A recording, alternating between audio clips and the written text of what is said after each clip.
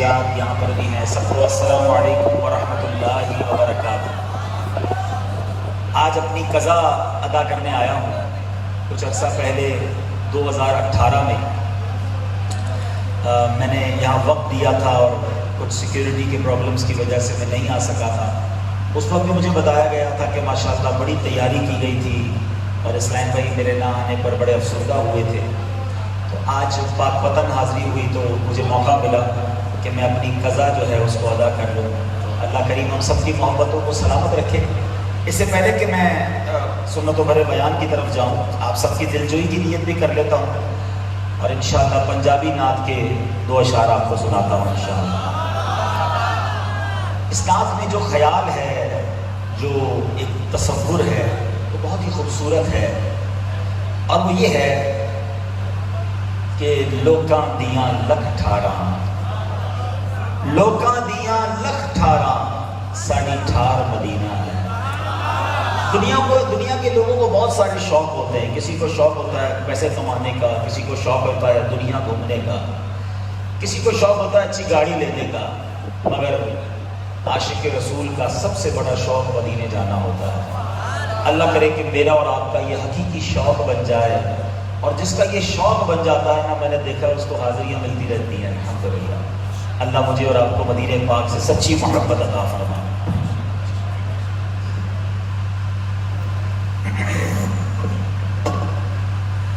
درود پاک پڑھ لیں. صلو علی الحبیب صلی اللہ تعالی علی محمد صلی اللہ علیہ وسلم. مینوں شوق مدینے جاون دا، میرے دل وچ حسرت ہور نہیں. مینوں شوق مدینے جان دا، میرے دل وچ حسرت ہور نہیں. آقا تیری مرضی ہے، ساڈا تے کوئی زور نہیں. آقا تیری مرضی ہے، ساڈا تے کوئی زور نہیں. میری عقل بھی نہیں، میری شکل بھی نہیں، مینوں یار مناؤن دا ڈھنگ بھی نہیں. میرا روپ بھی نہیں، میرا رنگ بھی نہیں، مینوں یار مناؤن دا ڈھنگ بھی نہیں. میرا عشق بھی رومی ورگا نہیں، میرا عشق بھی رومی ورگا نہیں. میری جامی ورگی ٹور نہیں، پر مینوں شوق مدینے جان دا، میرے دل وچ حسرت ہور نہیں. آقا تیری مرضی ہے، ساڈا تے کوئی زور نہیں. میرا عشق یہ کہندا ہے حوصلہ رکھ، آقا دا بلاوا آوے گا.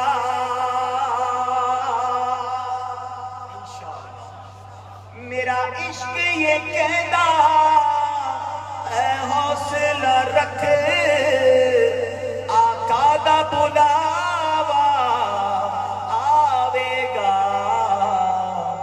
اور کی کریے بے صبری دا،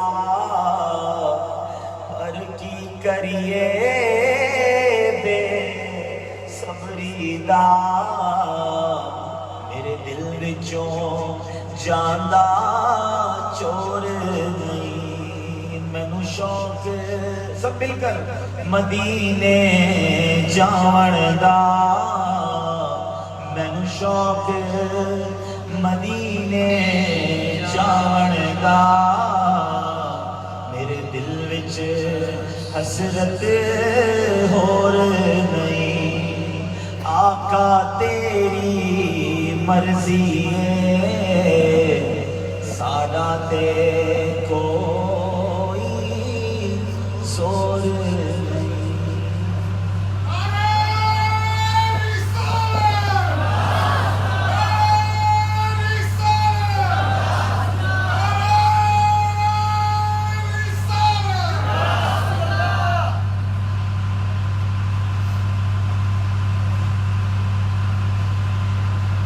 الحمدللہ رب العالمین والصلاة والسلام على سید المرسلین اما بعد فاعوذ باللہ من الشیطان الرجیم بسم اللہ الرحمن الرحیم پڑھئے الصلاة والسلام علیک یا رسول اللہ وعلى آلک واصحابک یا حبیب اللہ الصلاة والسلام عليك يا نبي الله وعلى آلك وأصحابك يا نور الله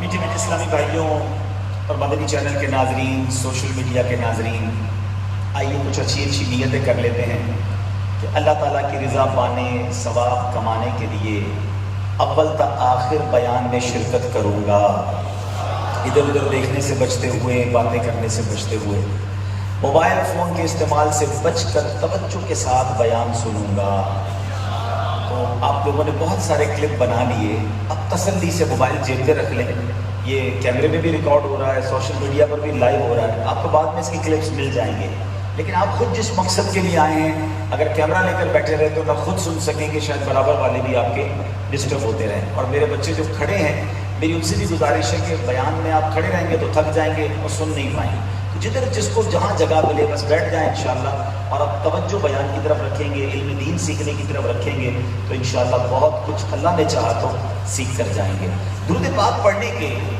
بے شمار فضائل و برکات ہیں مصطفیٰ جان رحمت شمع رزم ہدایت صلی اللہ تعالیٰ علیہ وسلم کی بہت ساری احادیث فضائل درود میں ملتی ہیں ایک بڑی کمال کی حدیث ہے آپ کو اندازہ ہوگا کہ درود پاک نیکیاں کمانے کا کیسا شاندار ذریعہ لوگ پیسے کمانے کی ٹرکس پوچھتے رہتے ہیں میں آج آپ کو ایک ایسا فارمولہ دے رہا ہوں کہ آپ اپنی نیکیوں کے میٹر کو کس تیزی کے ساتھ بڑھا سکتے ہیں نبی پاک علیہ الصلوۃ والسلام فرماتے ہیں جس کا مضمون ہے من صلی علیہ صلاۃ واحدا صلی اللہ علیہ عشرہ جس نے مجھ پر ایک بار درود پاک پڑھا اللہ تعالیٰ اس پر اپنی 10 رحمتیں نازل فرماتا آگے فرمایا ومن صلی علیہ عشرہ صلی اللہ علیہ مئۃ جس نے مجھ پر 10 بار درود پاک پڑھا اللہ پاک اس پر 100 رحمتیں نازل فرماتا آگے فرمایا ومن صلی علیہ مئۃ صلی اللہ علیہ الفا جو مجھ پر 100 بار درود پاک پڑھے اللہ پاک اس پر 1000 رحمتیں نازل فرماتا ملٹیپلیکیشن دیکھیے تقسیم دیکھیے ایک درود 10 رحمتیں 10 درود 100 رحمتیں 100 درود 1000 رحمتیں آج کے دور میں ہم یہی تو چاہتے ہیں کہ مصیبت پریشانیوں سے بچے رہیں بیماریوں سے بچیں وائرسوں سے بچیں کاروبار میں کوئی مسئلہ نہ آ جائے پیسے کوئی چھین نہ لے جائے چوروں ڈاکوؤں سے بچیں مجھے بتاؤ جو گھر سے نکلا اور درود پڑھتے پڑھتے نکلا اور اللہ کی رحمتیں اس پر برس رہی ہیں تو مصیبتیں کیسے آئیں گی پریشانیاں کیسے آئیں گی رحمت الہی میں وہ نہاتا چلا جائے گا تو آپ اپنی زندگی میں درود پاک کو شامل کر لیں جتنی درود پاک پڑھیں گے ملٹیپلائی بائی 10 اللہ کی رحمتیں آپ پر برس رہی ہیں مگر اس حدیث کا جو آخری حصہ ہے اللہ اکبر یقین کرو جب بھی سنے ایمان تازہ ہو جاتا ہے ہم غلام مصطفیٰ صلی اللہ علیہ وسلم کیا چاہتے ہیں کہ پیارے آقا کے پیچھے پیچھے جنت میں چلے جائیں ایسا کرم ہو جائے کہ سرکار اپنے پیچھے پیچھے ہم غلاموں کو بھی لے جائیں وہ شعر پڑھتے ہو نا باغ جنت میں محمد مسکراتے جائیں گے صلی اللہ علیہ وسلم، پھول رحمت کے جھڑیں گے ہم اٹھاتے جائیں گے، خلد میں ہوگا ہمارا داخلہ اس شان سے، یا رسول اللہ کا نعرہ لگاتے جائیں گے، نعرہ رسالت۔ مگر سنو، یہ تو میری اور آپ کی تمنا ہے نا کہ ایسا ہو جائے۔ اب میں بتاتا ہوں کہ جن کے پیچھے جنت میں جانا ہے وہ خود کیا فرما رہے ہیں۔ آگے فرماتے ہیں حدیث میں، یاد ہے نا کیا فرمایا؟ 1 پڑھیں تو 10 رحمتیں، 10 پڑھیں تو 100 رحمتیں، 100 پڑھیں تو 1000 رحمتیں۔ اب نبی پاک فرماتے وَمَنْ صَلَّ عَلَيَّ أَلْفًا، جو مجھ پر 1000 بار درود پاک پڑھے، آقا فرماتے زحمت کتفہ کتفی علی باب الجنہ، آقا فرماتے جنت کے دروازے پر اس کا کاندھا میرے کاندھے سے چھو رہا ہو، پیچھے نہیں، اپنے ساتھ جنت میں لے جائیں گے۔ 1000 بار درود پڑھنا ہے۔ انفارچونیٹلی، بدقسمتی کے ساتھ آج فضول باتوں کے لیے ٹائم ہے، آج موبائل کے ساتھ گھنٹوں لوگوں کے گزر رہے ہیں، ساری رات موبائل لے کر بیٹھے ہیں، صبح پوچھو کیا کیا تو پتہ نہیں کیا کیا، بس ٹائم گزار دیا۔ اپنے موبائل فون، فضول باتیں، دیگر چیزوں میں ہم بہت سارا وقت گزارتے ہیں، مگر ہم اللہ اور اس کے رسول کے ذکر کے لیے وقت نہیں نکال پاتے۔ خدا را میرے نیچے اسلامی بھائیوں، اپنی زندگی کا معمول بنائیے اور کثرت سے درود پاک اپنی زندگی میں شامل کیجئے۔ نبی پاک علیہ السلام کے ساتھ جنت میں جانا ہے تو روزانہ 1000 بار درود پاک پڑھیے۔ مجھے سچ بتاؤ 1000 بار درود پاک میں ٹائم کتنا لگتا ہے؟ بڑے آسان سے شارٹ سے درود پاک ہیں۔ الصلاۃ والسلام علیک یا رسول اللہ صلی اللہ تعالی علی محمد صلی اللہ علیہ وسلم۔ یہ درود پاک اگر آپ پڑھیں 30-40 منٹس میں، 40-45 منٹ میں 1000 درود ہو جائیں گے۔ کیا پورے دن میں یہ وقت نہیں نکال سکتے؟ لیکن اجر کتنا ہے، نیکی کتنی بڑی ہے۔ ایک اور حدیث پاک سنیے، نبی پاک علیہ السلام فرماتے ہیں، جس کا مضمون ہے جو روزانہ مجھ پر 1000 بار درود پاک پڑھے وہ مرے گا نہیں جب تک جنت میں اپنا گھر نہ دیکھ لے۔ مرنے سے پہلے جنت میں گھر دکھا دیا جائے گا۔ جو درود پاک کثرت سے پڑھنے والا، 1000 بار روز درود پڑھنے والا ہوگا تو اے عارف والا والو، عارف تو کہتے ہی اس کو ہے جو اللہ کو پہچان لے۔ بزرگان دین کے نام کے ساتھ لکھا ہوا ہم نے دیکھا تھا عارف باللہ، اللہ کو پہچاننے والا۔ تو آؤ آج اللہ رسول کی پہچان اپنے دل میں بسا لو اور نیت کریں کہ انشاءاللہ کثرت کے ساتھ درود پاک پڑھیں گے۔ آئیے محبت کے ساتھ باآواز بلند درود پاک پڑھ لیں۔ صلو علی الحبیب۔ میٹھے اسلامی بھائیوں، آج میں آپ کے سامنے قرآن مجید فرقان حمید کے، ویسے تو قرآن پاک میں بہت سارے واقعات ہیں، 2 واقعات مختصراً آپ کو سنانے آیا ہوں، اور میں چاہوں گا کہ آپ نہایت توجہ کے ساتھ، نہایت ادب کے ساتھ، اللہ کے کلام کی بات ہوگی اور یہ واقعات قرآنی واقعات ہیں، اس پر آپ نے توجہ دینی ہے۔ میں چاہوں گا کہ اپنے اسٹیج پر بھی نقل و حرکت کو بند کر دیں، کوئی بھی نیا بندہ آتا ہے تو سب کی توجہ بڑھتی ہے، جتنے جس کو جہاں جگہ ملے بیٹھ جائیں، اللہ رسول کا اب ذکر ہو رہا ہے، کوئی بھی اٹھ بیٹھ نہ کرے تاکہ فوکس آپ کا بیان کی طرف رہے۔ سب سے پہلے میں بات کروں گا سورہ مائدہ کی۔ سورہ مائدہ کیوں کہتے ہیں؟ مائدہ کہتے ہیں دسترخوان کو، ٹھیک ہے، اور یہ اتنی عظیم سورت ہے، 6 پارے میں ہے، اور اس کی اتنی عظیم صورت ہے کہ یہ قرآن جب نبی پاک علیہ السلام پر وحی نازل ہوتی تھی نا، پہلے یہ سمجھو بات کہ یہ بھی نبی پاک کا ایک معجزہ ہے کہ قرآن خود کہتا ہے کہ اگر ہم اس قرآن کو کسی پہاڑ پر نازل کرتے تو خشیت الہی کی وجہ سے، اللہ کے خوف کی وجہ سے وہ پہاڑ ریزہ ریزہ ہو جاتا۔ اب سوال یہ ہے کہ اگر پہاڑ ریزہ ریزہ ہو جاتا تو قرآن نازل کہاں کیا جاتا؟ دنیا میں موسٹ پاورفل تھنگ، مضبوط ترین چیز اگر کوئی نظر آتی تو پہاڑ ہے۔ اتنے بڑے بڑے ماؤنٹینز، بڑے بڑے ہم کہتے ہیں جناب اتنے 1000 فٹ بلند پہاڑ، قرآن کہتے ہیں پہاڑ بھی اس کا بوجھ نہ اٹھا سکتا تھا، تو پھر قرآن نازل کہاں کیا جاتا؟ کون سی جگہ بچ جاتی زمین پر جو اتنی طاقتور ہوتی جو قرآن کے بوجھ کو، اس ثقل کو اٹھا پاتی؟ اللہ اکبر، رب کریم نے اپنے محبوب علیہ السلام کے دل اقدس کو یہ طاقت بخشی۔ یہ نبی پاک کے قلب مبارک کی طاقت اور معجزہ ہے۔ اور جب پہلی وحی 40 سال کی عمر میں غار حرا میں نازل ہونی تھی تو یہ ایسے ہی نازل نہیں ہوئی، اس کا اہتمام کیا گیا، نبی پاک کے سینہ اقدس کو چیرا گیا، شق صدر کا وہ معجزہ ہوا کہ پیارے آقا کے دل اقدس میں نور کو داخل کیا گیا۔ علماء لکھتے ہیں کہ اس وقت کے شق صدر کا سبب یہ تھا کہ چونکہ اب وحی نازل ہونی تھی، قرآن اترنا تھا، دل مصطفیٰ پر وہ اور اللہ تعالیٰ کی طرف سے کرم نوازی ہوئی کہ اب قرآن کا بوجھ جو ہے وہ میرے آقا اٹھا سکیں۔ اللہ اکبر، یہ کیسا دل تھا، یہ کیسی طاقت تھی، سبحان اللہ۔ یہ ایک بار شق صدر نہیں ہوا، نبی پاک کا 4 بار شق صدر ہوا، اور سبحان اللہ بار بار نور داخل کیا گیا۔ اسی دل اقدس کی طرف اشارہ کر کے بریلی کے تاجدار لکھتے ہیں، آقا تو جو چاہے تو ابھی میل میرے دل کے دھلیں، یا رسول اللہ تو جو چاہے تو ابھی میل میرے دل کے دھلیں، کہ خدا دل نہیں کرتا کبھی میلا تیرا۔ اللہ اکبر۔ اب نبی پاک پر وحی کا سلسلہ شروع ہوتا ہے۔ صحابہ کرام بیٹھے ہوتے تھے، مگر جب دیکھتے چہرے کا رنگ بدل رہا ہے، ماتھے پر پسینہ آ رہا ہے، نبی پاک خاموش ہو گئے ہیں، صحابہ سمجھ جاتے کہ وحی نازل ہو رہی ہے، قرآن اتر رہا ہے، رب کا پیغام آ رہا ہے۔ مگر سورہ مائدہ کی شان دیکھو، اس سورت کی اہمیت کا اندازہ کریں۔ حدیث پاک میں آتا ہے میرے آقا ایک اونٹنی پر سوار تھے اور سورہ مائدہ کا نزول ہونا شروع ہوا۔ اتنا بوجھ تھا کہ وہ اونٹنی جو ہے وہ بوجھ نہ اٹھا سکی، نبی پاک اس پر تشریف فرماتے اور اب وحی الہی اتر رہی ہے۔ صحابی رسول کہتے ہیں نبی پاک اس سواری سے نیچے اتر آئے کیونکہ وہ سواری اس کا بوجھ نہ اٹھا سکی۔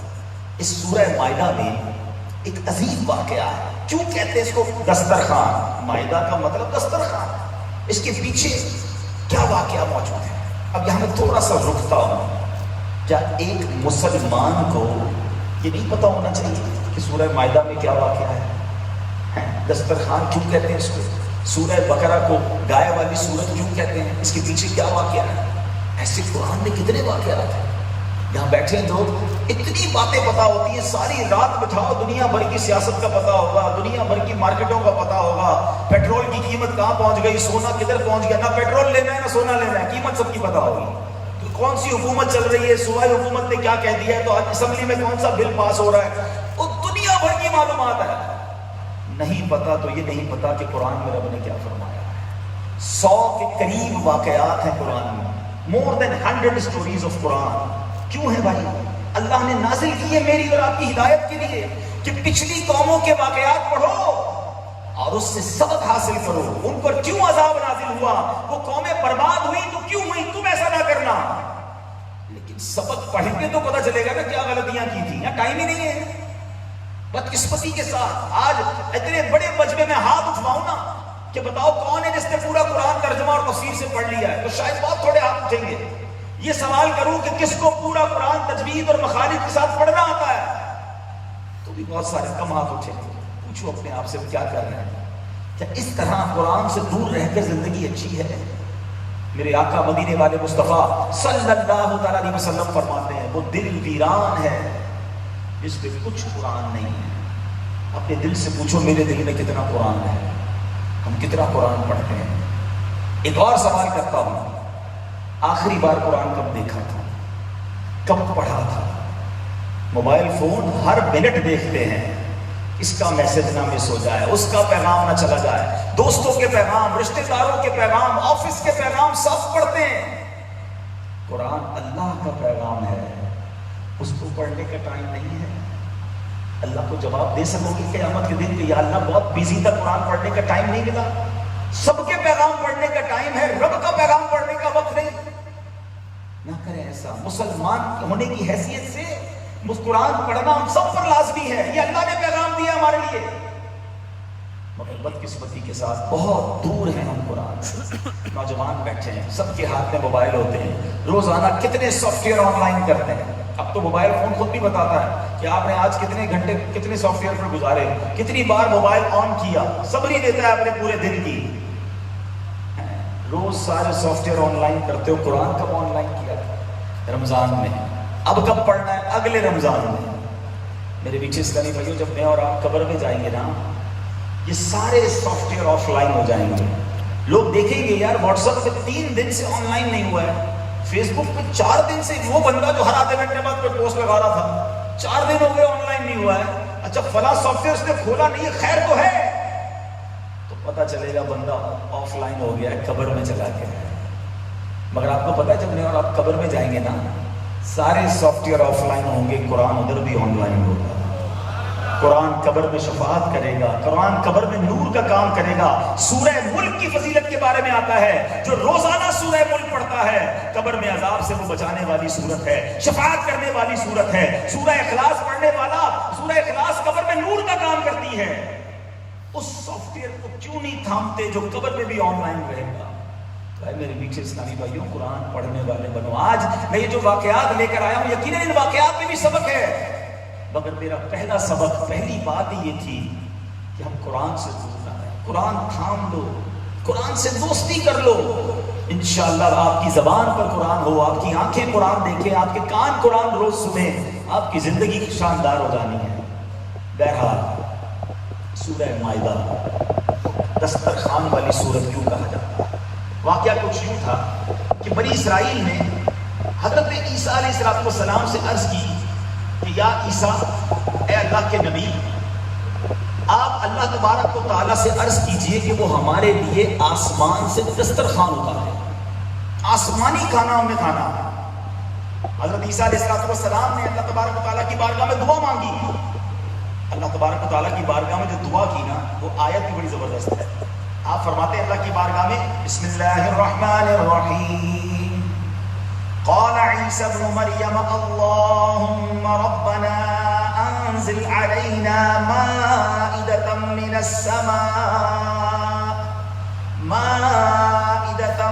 السماء تكون لنا عیدا ولنا آخرنا وآیة منک. اب ذرا اس کو سمجھیے گا، عیدا لأولنا وآخرنا وآیة منک.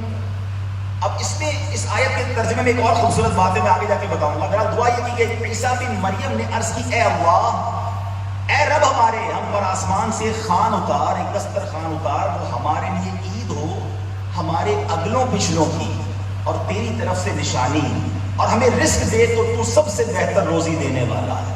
جب یہ دعا ہوئی تو آسمان سے کیا اترا؟ اللہ تعالیٰ نے پہلے فرمایا، اے عیسیٰ، دسترخوان تو اتار دوں گا، لیکن اس کے بعد بنی اسرائیل میں سے جو کفر کرے گا اس کو ایسا عذاب دوں گا کہ اس تمام جہان والوں میں سے کسی کو ایسا عذاب نہ دوں گا. چنانچہ اللہ تعالیٰ کے حکم سے چند فرشتے ایک دسترخوان لے کر آسمان سے اترے، جس پہ 7 مچھلیاں اور 7 روٹیاں تھیں. آسمان سے یہ کھانا اترا. حضرت ابن عباس رضی اللہ عنہ سے روایت ہے کہ فرشتے دسترخوان میں روٹی اور گوشت لے کر آسمان سے نازل ہوئے. اور بعض روایتوں میں یہ بھی ہے کہ تلی ہوئی ایک بہت بڑی مچھلی تھی جس پہ کوئی کانٹا نہیں تھا، اور اس سے روغن ٹپک رہا تھا، اور اس کے سر کے پاس نمک اور دم کے پاس سرکہ تھا، اور ارد گرد قسم قسم کی سبزیاں تھیں، اور 5 روٹیاں تھیں. ایک روٹی کے اوپر روغن زیتون، دوسری پر شہد، تیسری پر گھی، چوتھی پر پنیر، اور 5ویں پر گوشت کی بوٹیاں تھیں. دسترخوان کے ان سامانوں کو دیکھ کر حضرت عیسیٰ علیہ السلام کے ایک حواری، آپ کے جو ساتھی تھے شمعون، انہوں نے کہا کہ اے روح اللہ، یہ دسترخوان دنیا کے کھانوں میں سے یا آخرت کے کھانوں میں سے؟ حضرت عیسیٰ علیہ السلام نے فرمایا کہ یہ نہ تو دنیا کے کھانوں میں سے ہے اور نہ آخرت کے، بلکہ اللہ تعالیٰ نے اپنی قدرت کاملہ سے تمہارے لیے اس کھانے کو ابھی ابھی ایجاد کر کے بھیجا. اللہ اکبر. مگر آپ نے فرمایا دیکھو، کھانا پیڑ بھر کے کھاؤ، مگر اس پہ خیانت نہ کرنا، کل کے لیے بچا کے نہ رکھنا، ذخیرہ نہ کرنا. اللہ اکبر. اتنی بڑی قدرت کی نشانی انہوں نے دیکھی، آسمان سے دسترخوان اترتا ہے، مگر بنی اسرائیل نے خیانت کی اور انہوں نے اگلے دن کے لیے، کچھ دنوں کے لیے ذخیرہ بنا کے چھپا لیا. اب جب یہ نافرمانی ہوئی تو اللہ پاک نے ایک ایسا عذاب نازل فرمایا کہ رات تو صحیح سوئے تھے، صبح اٹھے تو ان کے چہرے مسخ کر دیے گئے، چہرے بدل دیے گئے. کچھ لوگ خنزیر بن گئے، کچھ بندر بن گئے. پھر حضرت عیسیٰ علیہ السلام نے ان لوگوں کے لیے موت کی دعا مانگی تو تیسرے دن یہ لوگ مر کر نیست و نابود ہو گئے. کسی کو یہ معلوم بھی نہیں ہوا کہ وہ لاشیں کدھر گئیں. آسمان اچک گیا کہ زمین نکل گئی. اے میرے پیچھے اسلامی بھائی، یہ واقعہ ہمارے قرآن میں موجود ہے. دسترخوان والی سورت سورہ مائدہ میں موجود ہے.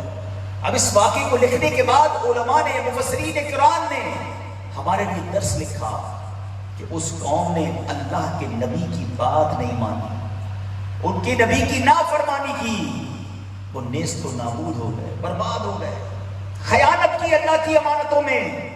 اللہ نے ایسا عذاب نازل کیا کہ ان کے چہرے بدل دیے۔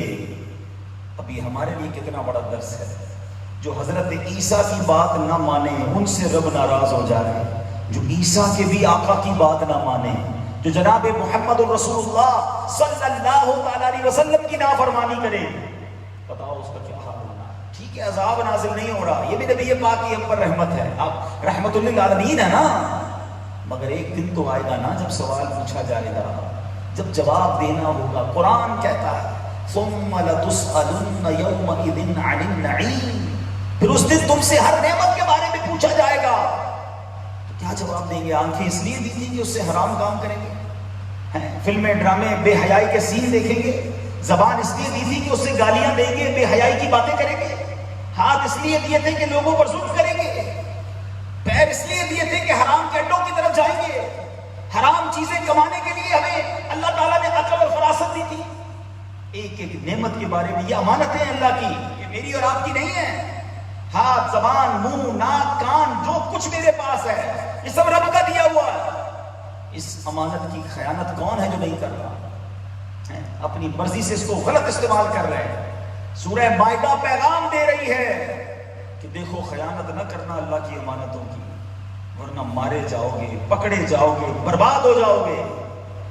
اور پھر اس آیت کا ایک اور شاندار جو درس علماء نے بیان کیا، دیکھیں قرآن پڑھو گے تو پتہ چلے گا۔ کچھ لوگ خالی خالی وسوسے پھیلا رہے ہوتے ہیں، عید میلاد النبی کو عید کیوں کہتے ہو؟ کہتے ہو جناب یہ تو ہماری عید کا دن ہے، عید مبارک، عید تو دو ہی ہوتی ہے۔ اب دیکھو قرآن پڑھتے ہوتے نا تو یہ وسوسے ڈالنے والے وسوسے نہ ڈال سکتے تھے۔ سبحان اللہ۔ دوبارہ اس آیت کا ترجمہ پڑھتا ہوں تاکہ مزید بات کلیئر ہو جائے۔ حضرت عیسیٰ نے اللہ سے کیا کہا تھا؟ اے اللہ، اے رب ہمارے، ہم پر آسمان سے دسترخوان اتار، وہ ہمارے لیے عید ہو، ہمارے اگلوں پچھلوں کی۔ یا اللہ تیری طرف سے جو نعمت اترے گی نا وہ ہمارے لیے عید ہوگی۔ اب ذرا سوچئے، علماء کہتے ہیں کہ آسمان سے اللہ کی نعمت دسترخوان اترے تو حضرت عیسیٰ کہیں وہ ہمارے پچھلوں کی بھی عید ہے، ہمارے اگلوں کی بھی عید ہے، تو جب نبی پاک اس دنیا میں تشریف لائیں تو وہ سب کی عید کیوں نہ ہوگی؟ بات قرآن سے سمجھ آ رہی ہے نا؟ آپ کہہ رہے ہیں یا اللہ دسترخوان اتار دے وہ ہمارے لیے عید ہے۔ ارے وہ آقا آ جائیں جس کے لیے ساری دنیا بنی ہے، جو وجہ تخلیق کائنات ہے۔ میرے آقا تو وہ ہیں جن کے دسترخوان پر ہم سارے مہمان ہیں۔ سیدی اعلیٰ حضرت کیا لکھتے ہیں؟ آسماں خان، زمین خان، زمانہ مہمان، صاحب خانہ لقب کس کا ہے تیرا تیرا۔ ارے آقا کے سبب ہم دنیا میں آئے ہیں، اب وہ آئے تو ہم عید کیوں نہ منائیں؟ تو بہرحال میرے پیچھے اسلامی بھائیوں، ویری شارٹ، بہت آج چھوٹے سے طریقے سے، مختصر طریقے سے میں نے یہ واقعہ سنایا تاکہ بات بیٹھ جائے، احساس پیدا ہو۔ بڑے ینگسٹر اور بچے اور نوجوان یہاں بیٹھے ہیں، شوق پیدا ہو قرآن پڑھنے کا کہ کتنے امیزنگ، کتنے حیرت ناک واقعات موجود ہیں۔ اب چلتے ایک اور بڑا کمال کا واقعہ، حیرت انگیز بھی ہے، ہسٹوریکل بھی ہے اور تاریخی واقعہ ہے، اور وہ واقعہ ہے حضرت نوح علیہ السلام۔ حضرت نوح علیہ السلام یہ وہ اللہ کے نبی ہیں جن کی عمر 1000 سال سے زیادہ تھی، more than 1000 years، اور آپ نے 950 سال تبلیغ فرمائی، لوگوں کو اللہ کی طرف بلایا، مگر ان 950 سالوں میں حضرت نوح علیہ السلام پر ایمان لانے والے کتنے تھے؟ فقط 80 لوگ۔ بہت سارے مبلغین دعوت اسلامی بیٹھے ہیں، بہت سارے طلبہ مجھے سن رہے ہیں، اساتذہ بھی ہوں گے، بڑی غور سے سنیے گا میری بات۔ 950 سال کی تبلیغ کے بعد 80 مسلمان ہوئے۔ آپ کی قوم نے آپ کو بہت ستایا، مارتے تھے، آپ کو اتنا مارتے تھے کہ کئی بار آپ بے ہوش ہو جاتے اور وہ سمجھتے آپ دنیا سے چلے گئے، پھر وہ چھوڑ کے جاتے تھے، ورنہ چھوڑتے نہیں تھے۔ اتنا مارا، ذلیل کیا، معاذ اللہ، مطلب برا بھلا کہتے تھے، آپ کے بارے میں مفتیاں کستے تھے، آپ کو بہت کچھ کہتے تھے۔ اللہ کے نبی کی کوئی عزت کم نہیں کر سکتا، اللہ نے انہیں بڑا عروج دیا، وہ ذلیل خود ہوتے تھے لیکن تنگ کرتے تھے، پریشان کرتے تھے۔ اب سنو کیا ہوا، وہ قوم جب آپ کا مذاق اڑاتی تھی، اچھا وہ قوم کی عمر اتنی زیادہ نہیں تھی، تو جب ان کی انتقال ہونے والا ہوتا تھا نا تو اپنی نسلوں کو بھی جو ہے نا وہ کہہ کر جاتے تھے کہ تم نے ان کی بات نہیں ماننی، یہ غلط بات کرتے ہیں، ہمارے باپ داداؤں کے دین سے ہمیں دور کر رہے ہیں، معاذ اللہ۔ بہرحال آپ کوشش کرتے رہے، کوشش کرتے رہے۔ 950 سالوں میں 80 لوگ مسلمان ہوئے، یہاں علماء بھی بیٹھے ہیں، دین کا کام کرنے والے بھی بیٹھے ہیں۔ آج ہم تھوڑا سا کوشش کرتے ہیں، کوئی جواب نہیں دیتا، کوئی ساتھ نہیں دیتا، بندہ کہتا میں نے نہیں کرنا دین کا کام۔ نہیں جناب، نیکی کا زمانہ نہیں ہے، کوئی ساتھ ہی نہیں دیتا، میں تو ان کی بھلائی کے لیے بات کر رہا ہوں، یہ الٹا مجھ سے الجھ رہے ہیں۔ ہم جناب نیکی کا کام چھوڑ دیتے ہیں، مبلغ درس دینا چھوڑ دیتے ہیں، بیان کرنا چھوڑ دیتے ہیں، ہم نہیں جائیں گے قافلے میں، بھائی وہاں گئے تھے کسی نے پیار ہی نہیں دیا، ہمیں کوئی اہتمام ہی نہیں کیا ہمارے لیے، بس اسی لیے کر رہے تھے یہ کام۔ اللہ کے نبیوں کا انداز دیکھیں۔ ایک بات یاد کر لو میرے بچوں کہ ہمارا کام کوشش کرنا ہے، کامیابی حاصل کرنا نہیں، ہمارا کام اذان دینا ہے بس، وما علینا الا البلاغ، میرا کام پہنچا دینا ہے۔ اس کے بعد اگر کوئی آتا ہی نہیں آتا، یہ میرے اختیار میں نہیں ہے، لیکن مجھے اس کوشش کا ثواب تو ملے گا نا۔ لیکن چھوٹی چھوٹی باتوں پر ہمت ہار جاتے ہیں لوگ۔ کاروباری لوگ بھی بیٹھے ہیں، کوئی نیکی شروع کرتے ہیں، کسی رشتہ دار کی مدد کر رہے ہوتے ہیں، کسی کا علاج کرا رہے ہوتے ہیں، ذرا دیکھتے ہیں یار وہ تو اس طرح جواب نہیں دے رہا، نہیں بھائی نیکی کا زمانہ نہیں، میں تو نہیں کر رہا۔ شیطان یہی تو چاہتا تھا کہ آپ اس نیکی کے کام سے رک جائیں، رکنا نہیں ہے۔ اللہ کے کام میں رکاوٹیں آئیں گی، آپ جب دین کا کام کریں گے ستائیں گے لوگ، یہی تو آپ کا امتحان ہے نا۔ امام حسین رضی اللہ عنہ کا واقعہ یاد نہیں؟ میرے پیر و مرشد کیا خوبصورت شعر لکھتے ہیں، پیارے مبلغ معمولی سی مشکل پہ تو گھبراتا ہے، دیکھ حسین نے دین کی خاطر سارا گھر قربان کیا۔ تو ہمیں گھبرانا نہیں ہے، ہمت نہیں ہارنی ہے، پیچھے نہیں ہٹنا ہے، کوشش کرتے رہیں گے، اللہ تعالیٰ راہیں کھول دے گا۔ عارف والا میں مجھے نہیں پتا اس کی ہسٹری، لیکن اگر اس کی ہسٹری آپ اٹھائیں گے تو شاید یہاں جب دعوت اسلامی کا کام شروع ہوا ہوگا، ایک آدھ اسلامی بھائی ہوں گے، 2 ہوں گے جنہوں نے شروع کیا ہوگا، بڑی مشکلیں آئی ہوں گی، بڑی ٹھوکریں کھائی ہوں گی، وہ بھی ہمت ہار جاتے تو آج یہ ہزاروں کا اجتماع کیسے ہوتا، آج یہاں کیسے دعوت اسلامی کا کام بڑھتا۔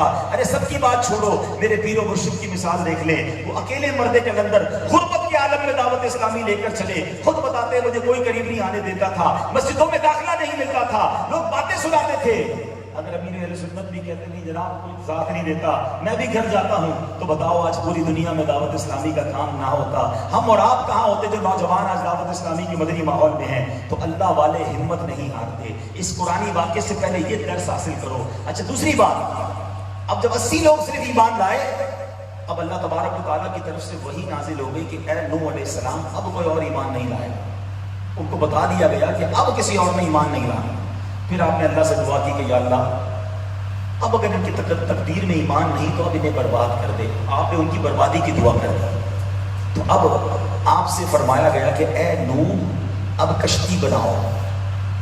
اب حضرت نوح علیہ السلام نے ساگوان کے درخت اگائے، ایک روایت کے مطابق کئی سال وہ درخت پہلے اگتے رہے، بڑے ہوئے، پھر آپ نے اس کی لکڑی کاٹی اور آپ نے اب کشتی بنانا شروع کی۔ اب بڑی ٹیکنیکل بات سمجھیے گا، دنیا کے کئی ملک وہ ہوتے ہیں جو لینڈ لاک کنٹریز ہوتے ہیں، کئی ملکوں میں تو ساحل ہوتا ہے، جیسے پاکستان ہے ہمارے پاس ماشاءاللہ کراچی میں سمندر ہے، پورٹ ہے، گوادر اور علاقوں میں، لیکن کئی ملکوں میں سمندر نہیں ہوتا، اور جب سمندر نہیں ہوتا تو وہاں نیوی بھی نہیں ہوتی، بحری فوج بھی نہیں ہوتی، جہاز بھی پانی کے نہیں ہوتے، پانی نہیں ہے، اور وہ اپنا سامان کسی برابر والے ملک سے منگواتے ہیں۔ مثال کے طور پہ افغانستان کو دیکھ لیں، افغانستان ہمارا پڑوسی ملک ہے مگر اس کے پاس سمندر نہیں ہے، تو اب افغانستان کو جب بھی امپورٹ یا ایکسپورٹ کرنا ہوتا ہے تو وہ پاکستان سے سامان جاتا ہے، اور آپ ایک لفظ سنتے ہوں گے افغان ٹرانزٹ۔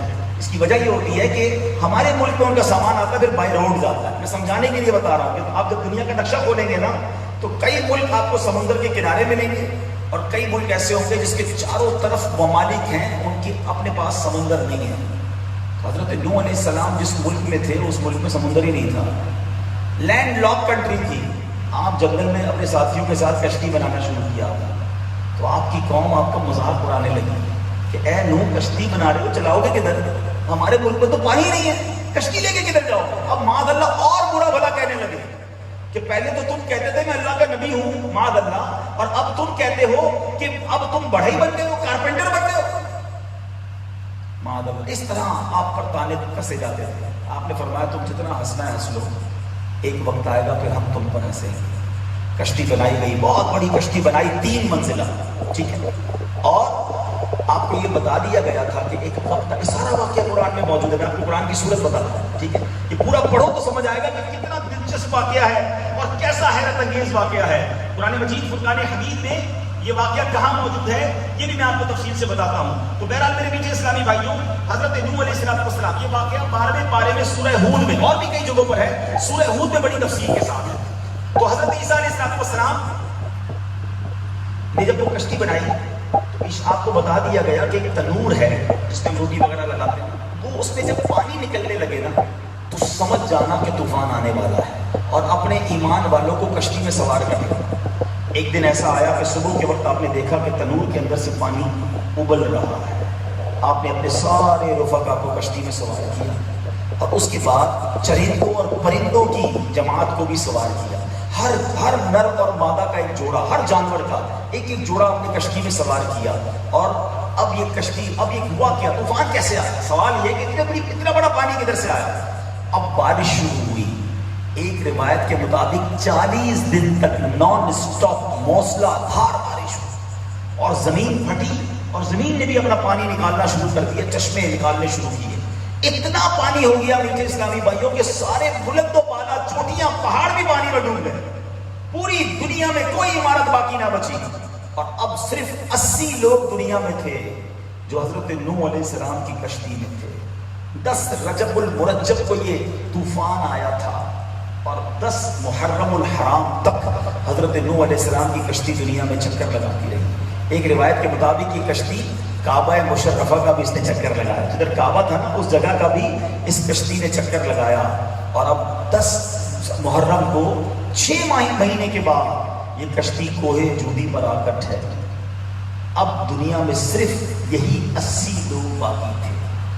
اسی لیے حضرت نوح علیہ السلام کو آدم ثانی بھی کہا جاتا ہے کہ اس کے بعد جو دنیا چلی نا، جتنی دنیا میں لوگ پیدا ہوئے وہ حضرت نوح علیہ السلام کی اولاد میں سے، آپ کی جو قوم تھی اس سے وہ پیدا ہوئے. جتنے انبیاء بھی اس کے بعد پیدا ہوئے اور وہ جو چرند پرند اور وہ جانور اپنے ساتھ لے کر گئے تھے، باقی جانور بھی انہی جانوروں کی نسل سے دنیا میں پیدا ہوئے اور یہ نسل انسانی اور جانوروں کی نسل آگے بڑھی.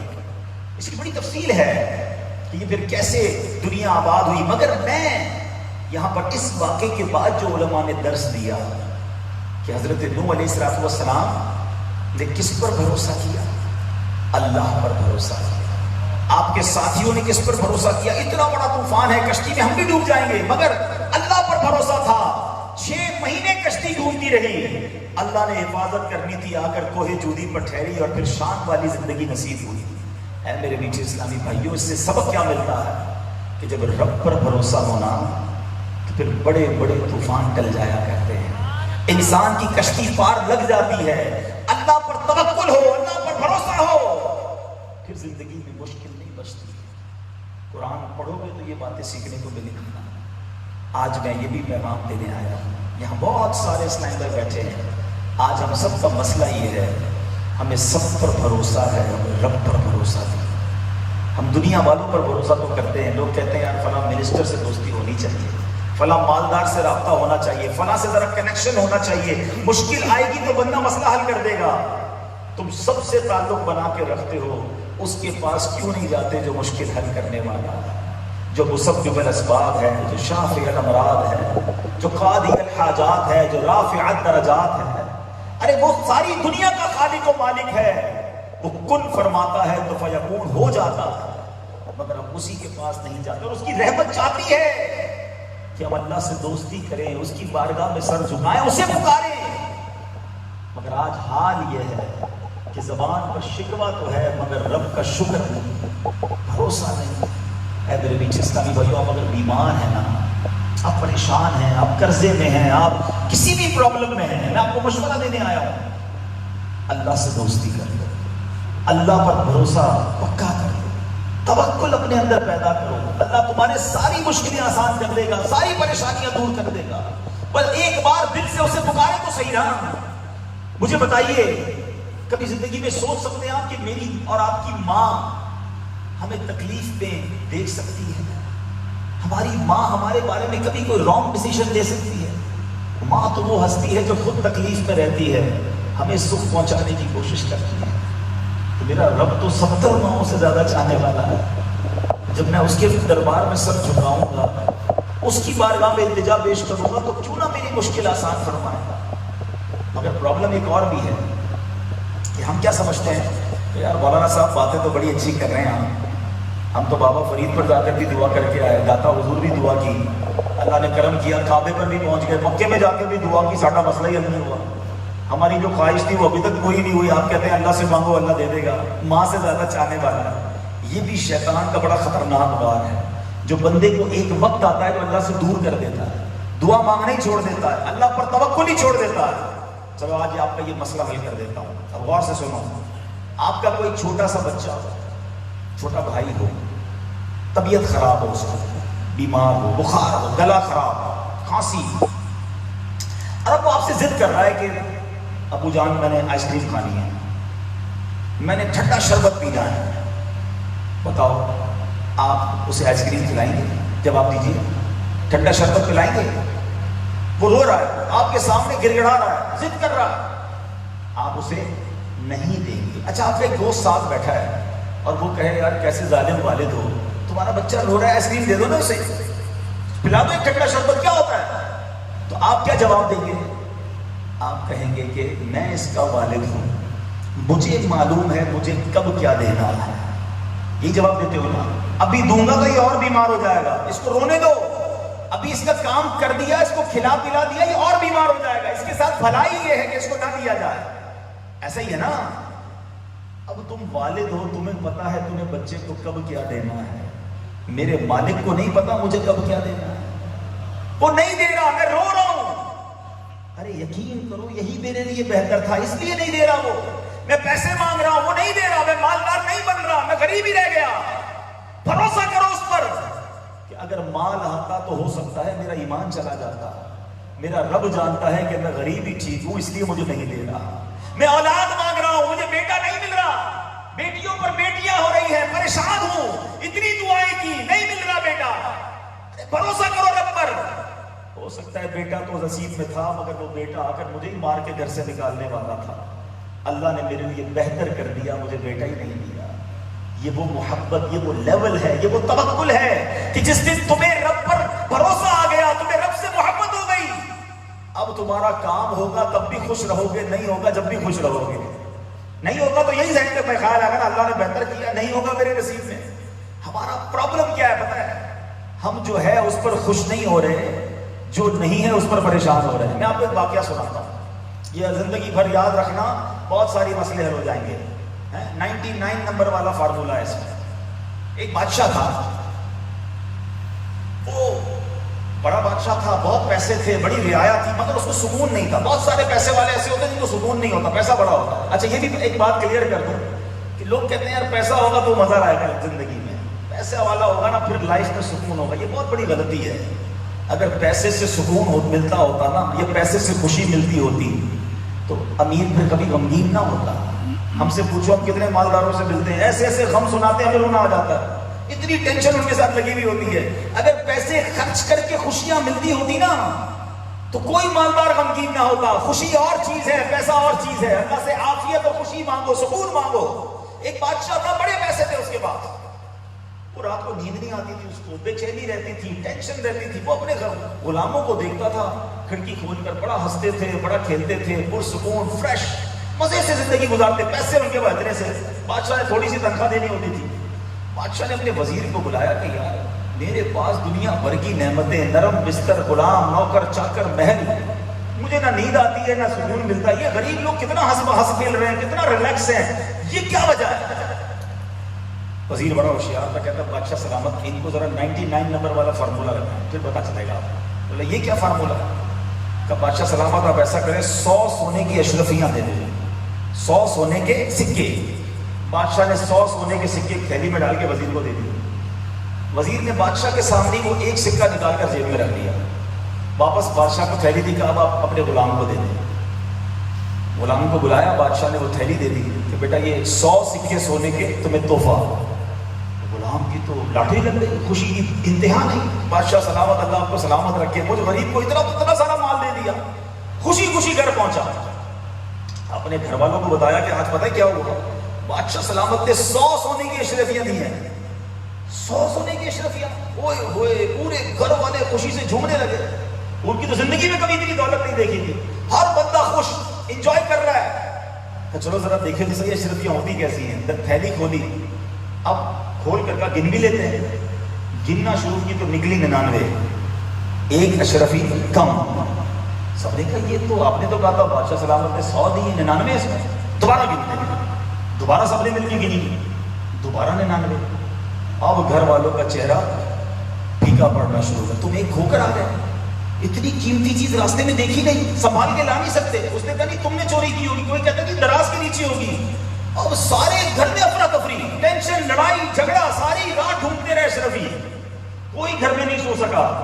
وہ غلام صبح بادشاہ سلامت کے پاس آیا, آنکھیں لال, ٹینشن والی. وزیر نے کہا کیا ہوا, تمہارے چہرے پہ خوشی نہیں ہے؟ کہتا مسئلہ یہ ہے کہ ساری رات گھر میں جھگڑا ہوتا رہا, وہ ایک اشرفی کدھر گئی؟ وزیر نے وہ اشرفی نکالی اور اس کو دے دی. وہ بندہ تو چلا گیا. پھر وزیر نے بادشاہ سے جو بات کی نا, وہ آج میں سمجھانے آیا. کہتا ہے بادشاہ سلامت, ہم سب کا پرابلم یہ ہے, جو ہے نا ہمارے پاس ہم اس پر خوش نہیں ہو رہے, جو نہیں اس ایک کو ڈھونڈ کر لڑائی کر رہے ہیں, جو نہیں ہے اس کے لیے ٹینشن میں مبتلا ہیں, جو نہیں ہے اسی کی فکر میں بیمار ہو رہے ہیں. اے شوگر کے مریضوں, اے بلڈ پریشر کے مریضوں, اے فکر میں نیند نہ کرنے والوں, تم سے پوچھتا ہوں اللہ نے تمہیں کروڑوں سے اچھا بنایا ہے. جو ہے تم اس پر خوش نہیں ہو, جو نہیں اس کی ٹینشن میں مبتلا ہو. ارے انجوائے کرو لائف کو. اللہ نے آنکھیں دی ہیں, اندھا نہیں بنایا. ہاتھ دیے ہیں, ٹوٹا نہیں بنایا. پیر دیے ہیں, مجھے لنگڑا نہیں بنایا, مجھے گونگا نہیں بنایا. اللہ نے زبان دی ہے. ارے جاؤ دیکھو گونگا کیسے رہتا ہے, اندھا کیسے رہتا ہے, لنگڑا کیسے رہتا ہے. تم کہتے ہو گھر چھوٹا ہے, ارے تمہیں اللہ نے گھر دیا ہے, لوگ جھوپڑیوں میں رہ رہے ہیں. ارے جھوپڑی والے ہو, شکر ادا کرو, مزے کرو زندگی کے. لوگ روڈ پر سونے والے بھی مل جائیں گے. ارے آزاد تو ہو, لوگ جیلوں میں قید پڑے ہوئے ہیں. عید آتی ہے, رمضان آتی ہے, کتنی یاد آتی ہوگی ان قیدیوں کو اپنے ماں باپ کی, اپنے بچوں کی. وہ ان سے مل نہیں پا رہے, تم اپنی فیملی کے ساتھ ہو. انجوائے کرو لائف کو, اللہ نے کروڑوں سے اچھا بنایا ہے. مگر زندگی کا مسئلہ یہی ہے, جو نہیں اس کی ٹینشن ہے, اسی ٹینشن میں زندگی گزر گئی. بوڑھے ہو گئے اس نہیں ایک اشرفی کو پانے کے لیے. ارے جو 99 اللہ نے دی تھی اسے انجوائے کب کرتے, اس کی خوشیاں کب بناتے, اس کی مزے کب لیتے. ہمارا یہی پرابلم ہے میرے میٹھے اسلامی بھائیوں. آج اگر یہ نقطہ سمجھ جاؤ گے تو جو تمہارے پاس ہے وہ کروڑ کے پاس نہیں ہے. میں چیلنج کرتا ہوں, آج عارف والا میں ہزاروں اسلامی بھائی بیٹھے ہیں, جیسی زندگی آپ گزار رہے ہیں, جی ہاں جتنے یہاں بیٹھے نا اسٹیج سے لے کر ادھر تک, جیسی زندگی آپ اور میں گزار رہے ہیں, ایسی زندگی گزارنے کے کروڑوں لوگ خواب دیکھ رہے ہیں, رو رہے ہیں, ان کو نہیں مل رہی ہے. آپ کہیں گے یار مولانا صاحب ایسا کیسا ہو سکتا ہے, میں تو غریب آدمی ہوں, کرائے کے گھر میں رہتا ہوں, قرضے میں بھی ڈوبا ہوا ہوں. لیکن آپ کہہ رہے ہیں میری جیسی زندگی جی طرح. آپ سب پیروں پہ چل کے آئے ہیں. ہزاروں لاکھوں لوگ ہیں جن کے پیر ہی نہیں ہیں, آنکھیں ہی نہیں ہیں. کبھی گئے ہیں ہاسپٹل؟ عارف والا میں ہاسپٹل تو ہوگا نا, ایسے نہیں چلے جائے گا ایمرجنسی وارڈ کے اندر. اپنی قیمت پتہ چل جائے گی, بھاؤ لگ پتہ جائے گا کہ کیا زندگی ہے. لوگ نالیوں کے ذریعے کھا رہے ہیں. بیچارہ جو ڈائلسس کا مریض ہے, کبھی سنا ہے ڈائلسس کیا ہوتا ہے؟ ہفتے میں 3 دن بیچارہ جب وہ ڈائلسس کرواتا ہے اس کی جان نکل جاتی ہے, گردے فیل. میں ملا ہوں ڈائلسس کے مریض سے, وہ کہتا ہے میں ایک گلاس پانی کو دیکھتا رہتا ہوں اور ترستا رہتا ہوں. ڈاکٹر کہتا ہے پورے دن میں 1 گلاس پینا ہے, کیونکہ زیادہ پی لو گے تو پیشاب نہیں نکلے گا, پیشاب نہیں بنے گا. اتنی آسانی سے میں اور آپ استنجا کر کے فارغ ہو جاتے ہیں. کبھی سوچا ہے جن کا پیشاب رک جاتا ہے, ان کو نالی لگا کر جب یہ ساری چیزوں سے فارغ ہونا پڑتا ہے, یہ نعمت نہیں ہے. کب شکر ادا کرو گے اس کا, کب انجوائے کرو گے لائف کو, کب خوش ہو جاؤ گے. بیٹی دی ہے تو بیٹے کے غم میں رو رہے ہو, اللہ نے بیٹا دیا تو بیٹی کے غم میں رو رہے ہو, شادی ہو گئی تو کوئی اور مسئلہ لے کے رو رہے ہو. ارے روتے ہی رہو گے ساری زندگی, پریشان ہی رہو گے. اللہ نے بہت دیا آپ کو, آپ لسٹ بناؤ, لسٹ ختم ہو جائے گی. آپ پھینکنے کے نہیں سکو گے اللہ کی نعمتیں. مگر مسئلہ یہ ہے کہ ناشکری ہے کہ زبان سے جاتی نہیں ہے. ہم اللہ کی بارگاہ میں شکر ادا نہیں کرتے. اور اللہ نے وعدہ کیا قرآن میں, لَإِن شَكَرْتُمْ لَأَزِيدَنَّكُمْ, تم میرا شکر ادا کرو میں تمہیں اور عطا کروں گا. تو شکر ادا کون کرے؟ آج تو لوگوں کی زبان پر ناشکریاں ہیں, سارا دن ناشکری ہے. بس جناب کاروبار بڑا مندہ ہے, طبیعت بھی ٹھیک نہیں ہے, بڑی پریشانی ہے, زندگی میں سکون نہیں ہے. تم نے خود بے سکونی کی ہے. کبھی سوچا اللہ نے کیا کیا دیا ہے تمہیں؟ ایک اسی طرح کا شخص ایک بزرگ کے پاس گیا, کہتا حضور اللہ نے مجھے کچھ نہیں دیا, میں برباد ہو گیا, سب سے پیچھے رہ گیا. فرمایا اچھا کچھ نہیں دیا؟ ہاں کچھ نہیں دیا. فرمایا اچھا ایسا کرو, ایک آنکھ دے دو, 10 لاکھ روپے دے دو. کہتا حضرت آنکھ کے بغیر تو اندھا ہو جاؤں گا، کیا دیکھوں گا؟ اچھا ایک ہاتھ دے دو، 10 لاکھ روپے لے لو۔ کہتا حضور بغیر ہاتھ کے تو زندگی کیسے گزاروں گا؟ کہ اچھا ایک پیر دے دو، 10 لاکھ روپے لے لو۔ کہتا لنگڑا ہو کر تو چل بھی نہیں سکتا۔ اچھا ایک کان دے دو، 2 ہے نا، 10 لاکھ روپے لے لو۔ 2 گردے ہیں، 20 لاکھ روپے لے کے گردہ دے دو۔ وہ گنواتے گئے، وہ منع کرتا گیا۔ آخر میں بزرگ کہتے ہیں کمال کے آدمی ہو، کروڑوں کی پراپرٹی لے کے گھوم رہے ہو، کہتے اللہ نے کچھ نہیں دیا، کب شکر ادا کرو گے؟ کب شکر ادا کرو؟ دیکھو لوگ کتنی بڑی بڑی پریشانیوں میں ہیں، کتنے بڑے بڑے دکھ ہیں لوگوں کے، ہمیں تو اندازہ ہی نہیں اللہ نے ہمیں کیا کیا نعمتیں دی ہیں۔ میں ایک بار ایک بہت بہت بڑے سیٹ کے پاس گیا، انہوں نے کہا میرا والد بیمار ہے، ان کے والد سے ملنے گیا، اللہ نے بہت نوازا، ان کا بڑا عجیب پرابلم، زندگی میں پہلی بار میں نے وہ پرابلم دیکھا۔ ان کا مسئلہ یہ تھا کہ ان کو فالج کا اٹیک ہوا، فالج ٹھیک ہو گیا، مگر دماغ کی ایسے حصے پہ فالج کا اثر باقی تھا۔ یہ جو دماغ ہے نا، آپ کو مزے کی بات بتاؤں، جو سائنس کے اسٹوڈنٹ ہیں میری بات جلدی سمجھیں گے، آج تک سائنس دماغ کو نہیں سمجھ سکی۔ یہ اللہ کی وہ شان ہے، یہ وہ قدرت ہے، یہ وہ مشین ہے جو اللہ نے ہم سب کو دی ہے، سائنس نہیں سمجھ سکی ہے۔ میں نے ایک تحقیق پڑھی تھی کہ انسان اپنی پوری زندگی میں اپنے دماغ کو 5% استعمال کرتا ہے۔ اللہ نے اتنا بڑا دماغ دیا، اتنی میموری ہے اس کے اندر، اتنی وسعت ہے، سیکھنے کی اتنی صلاحیت ہے کہ نارملی انسان 60-70 سالوں میں 5 سے 6% استعمال کرتا ہے۔ جو لوگ کہتے ہیں یار عمر بڑی ہو گئی اب سیکھنے کی عمر نہیں جناب، دماغ میں صلاحیت ہے، اللہ نے دی، سیکھو، ابھی بھی سیکھ جاؤ گے، ابھی بھی یاد ہوگا، لیکن لوگ سیکھتے نہیں ہیں۔ ہم پڑھتے ہیں بڑے بڑے بزرگوں کے بارے میں، اتنی ہزاروں حدیثیں، لاکھوں حدیثیں یاد تھی، اتنی کتابیں پڑھی ہوئی تھی، اتنا علم، یہ کیسا تھا؟ انہوں نے اس دماغ کو یوز کیا، ہم یوز ہی نہیں کرتے، ٹھیک ہے نا؟ تو اب ان کے ساتھ پرابلم کیا تھا کہ ان کے دماغ میں، ہمارے دماغ میں نا، یہ سمجھیے کہ یہ دماغ آرڈر دیتا ہے جسم کے اعضاء کو، یہ ہاتھ اٹھانا ہے تو دماغ آرڈر دے گا تو ہاتھ میں اٹھا رہا ہوں، میں بول رہا ہوں تو یہ بھی آرڈر مل رہا ہے دماغ سے۔ تو ہم مثال دیتا ہوں، بسم اللہ الرحمن الرحیم، یہ پانی کی بوتل ہے، ٹھیک ہے، ویسے آپ اپنے تھوک کو نگلتے ہیں، نگلتے تھوڑا آپ ایک ایکشن کرتے ہیں، ذرا تھوک کو نگلیے سارے، تو میری بات جلدی سمجھ، میں گھونٹ پی کے بتاتا ہوں اس میں۔ گھونٹ جو ہے یا تھوک جو ہے وہ نگلتے ہیں، ہم ہونٹ پہ پانی رکھتے ہیں تو خود نہیں جاتا اندر، تو یہ جو نکلنا ہے نا، یہ بھی دماغ کا ایک حصہ ہے جو ہمارے حلق کو آرڈر دیتا ہے اور یہ اس کو نگلتا ہے۔ انہوں نے مجھے میری زندگی میں پہلی بار سنا، وہ کہتے ہیں میرے والد کا سارا فالج ٹھیک ہو گیا ہے، اب ایک پرابلم رہ گئی ہے، ان کے منہ میں ہم نوالا رکھ دیتے ہیں مگر یہ نگل نہیں پاتے۔ کیوں؟ کہ دماغ کا وہ حصہ جو نگلنے کا آرڈر دیتا تھا وہ سن ہو گیا ہے۔ تو میں نے کہا علاج؟ کہہ رہے ڈاکٹر کہتے ہیں ہمارے پاس کوئی علاج نہیں ہے، دماغ کو ہم کھول نہیں سکتے۔ آپ نے دیکھا ہوگا کہ جب کسی کو دماغ کی چوٹ لگتی ہے تو ڈاکٹر کیا کرتے ہیں؟ اس کو چھوڑ دیں، وہ کھول کے بہت کم ٹھیک کرتے ہیں، یا کھولتے بھی تو پانی نکالتے ہیں۔ یہ جو کہتے ہیں نا برین آپریشن ہے، یہ دماغ کو چھیڑتے نہیں ہیں، خون نکال لیں گے، پانی نکال لیں گے، ٹیومر نکال لیں گے، اس دماغ کو کوئی آگے پیچھے نہیں کر سکتے، ٹانکے شاکے اندر نہیں لگا سکتے، برین کے اندر ہی چھوڑ دیتے ہیں۔ کہتے خود دماغ ٹھیک ہوگا، آنکھیں چلی گئی ہے تو خود ایکسیڈنٹ سے واپس آنی ہوگی تو آ جائے گی، یادداشت کا کیا کہتے ہیں، یادداشت چلی گئی ہے چھوڑ دیں، اللہ نے چاہا تو دماغ اپنی جگہ پھر ٹھیک ہوگا تو یادداشت واپس آئے گی، یعنی ڈاکٹروں کے پاس علاج نہیں ہے۔ تو اب ڈاکٹر نے پتہ ان کو کیا کہا، سننا، وہ کہتے ہیں میں نے علاج بتاؤ کیا، تمہارے پاس تو بہت پیسہ ہے، سب سے اچھے ڈاکٹر کو دکھاؤ، بولے سارے ڈاکٹرز کو دکھا دیا۔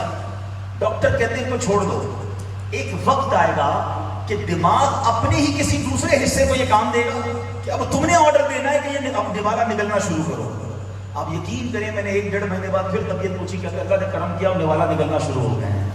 فَبِأَيِّ آلَاءِ رَبِّكُمَا تُكَذِّبَانِ، اتنی نعمتیں دی ہیں اللہ نے مجھ پر، مرضی سے کھاتا ہوں، مرضی سے پیتا ہوں، جب فارغ ہونا ہے فارغ ہو جاتے ہیں، آنکھیں بند کرتے ہیں تو نیند آ جاتی ہے۔ کبھی بے خوابی کے مریض سے ملے ہو، ساری رات کروٹ بدلتا ہے، نیند نہیں آتی اسے، اچھی نیند سونے والوں روز صبح اٹھ کے شکر ادا کرو کہ اللہ تم نے سونے کی توفیق دی اور پھر زندہ بھی کیا، یہ نیند بھی موت ہے۔ کتنی نعمتیں، کتنی نعمتیں، صبح و شام نعمتیں، سانس لو تو نعمت، سانس نکالو تو نعمت۔ یہ کرونا وائرس ہوا نا، احساس ہو رہا ہے آکسیجن کتنی بڑی نعمت ہے، جب سانس رکتی ہے پوچھو اس سے، یہ جو پھیپھڑے دن رات کام کر رہے ہیں، سانس اندر لے رہے ہیں باہر نکال رہے ہیں بغیر کسی تکلیف کے، پوچھو کرونا وائرس کے مریض سے جب سانس رکتی ہے کہتے ہیں ساری دولت لے لو، مجھے میری سانس چاہیے، میں ہوا اپنے اندر آکسیجن لے پاؤں، نہیں لے پاتا، اور آخر دنیا سے کئی لوگ چلے جاتے ہیں۔ سعودی عرب میں کیا ہوا، ایک شخص کو پرابلم ہوئی سانس کی، 12 دن اس کو آکسیجن لگائی گئی۔ جب آکسیجن لگا کر وہ واپس آیا تو اس کو ڈاکٹر نے ایک بل بنا کر دیا، مثال کے طور پہ 2000 ریال کا، بہت مالدار آدمی تھا، رونے لگ گیا۔ کہتا ہے پیسے آپ کو زیادہ لگ رہے ہیں تو چھوڑ دیتے ہیں۔ کہتے نہیں، میں اس لیے رو رہا ہوں کہ تم نے مجھے 10-12 دن آکسیجن لگائی تو اس کے 2000 ریال مانگ رہے ہو، مجھے 72 سال سے میرے مولا نے آکسیجن دیے ہیں، میں کتنا بڑا قرضدار ہو گیا ہوں، مجھے اللہ کو کتنا بڑا حساب دینا ہے، صرف آکسیجن کی قیمت ادا نہیں کر سکتا، اللہ نے تو کتنی نعمتیں دی ہیں، مگر زبان ہے جو ناشکری کر رہی ہے، اللہ نے کچھ نہیں دیا۔ بتاؤ نا، تم اپنے بچے کو ایک چھوٹی سی چیز دلا کر دیتے ہو اور بچہ تھینک یو نہ کہ تمہیں برا لگتا ہے۔ بیوی تمہاری اگر کبھی یہ کہہ دے کہ آپ مجھے کچھ لا کر نہیں دیتے، جھگڑا کرتے ہو، اتنی ساری چیزیں لا کر دی پھر بھی بول رہی ہو، تمہیں برا لگتا ہے، تم روز رب کی بارگاہ میں یہ کہتے ہو اللہ تجھے کچھ نہیں دیا۔ یہ اللہ کے غضب کو دعوت دینا نہیں۔ اللہ نے قرآن میں ہی فرمایا ہے کہ میرا شکر ادا کرو تو میں تمہیں اور دوں گا، اور اگر ناشکری کرو گے تو میرا عذاب بہت سخت ہے۔ نہ کرو میرے پیچھے اسلامی بھائیوں، ہمارا پرابلم ہی ہو گیا ہے، ہم نے اپنے ذہن پر ٹینشنیں سوار کر لی، جو ہے اس کو بھول گئے۔ تھوڑی سی زندگی انجوائے کرو، خوش رہو، اللہ کی نعمتوں کو گنتے رہو، یا اللہ تیری مہربانی، ہر حال میں تیرا شکر، تو نے بہت دیا، مجھے نوازا تو نے۔ جب یہ کہو گے وہ خالق اور دے گا، وہ مالک اور دے گا، اور تمہیں زندگی کا لطف آنے لگ جائے گا۔ اگر یہی کہتے رہے کہ کچھ نہیں ہے تو کچھ بھی نہیں ملنا، ٹینشن میں رہو گے اور بیمار بھی ہو جاؤ گے۔ تو آج یہ فارمولہ یاد کر کے جانا 99 والا، کہ وہ ایک ڈھونڈنا چھوڑ دو، جو 99 ملے اس میں مزے کرو، شکر ادا کرو، زندگی سکھ سے گزارو اور اللہ پر بھروسہ کرو۔